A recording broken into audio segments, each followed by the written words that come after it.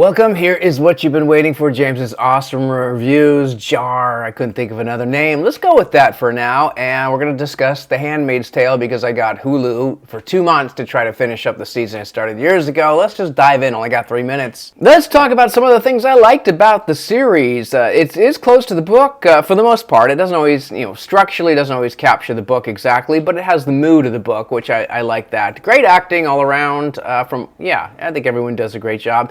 Some suspenseful plots. There's points that have done really well, especially in the last season, where they are a little more daring. Complicated characters. I liked, not everyone's all good or all bad. Commitment to the world, the sets, the costumes. You feel like you're really in that city, so nothing felt like a soundstage. I admire how far they went that way, although a lot of it does take place at home. And the abuse of religion, how religion can be abused. People can go too far and take a good thing and make it bad, so kind of a warning against that.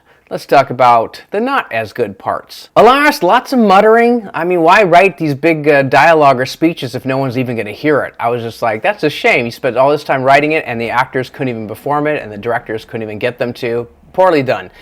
Long monologues and speeches, speaking of which, sometimes they were like a little bloated and like, you know what, I don't really care, I don't need to hear you crying again. That kind of was bothersome.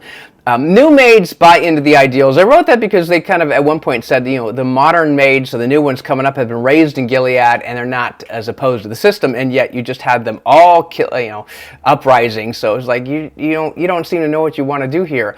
The camera look is annoying, and it breaks the fourth wall, and it takes me out of the moment every time you do that. So just stop. It's just you're doing it because you could think, oh, look at us, and it's like a kid. A little bit of overacting definitely with June. I mean, sometimes it's like, grr, I'm angry. Like, look at how angry I am. You don't have to go that far. So I didn't like that. No metal detector. I was surprised, okay, you're having these things, you've already had a bomb, and yet not one metal detector? That just seems silly. That's the final season, I guess. At times it does get melodramatic, and I'm like, come on, guys, it's not a melodrama.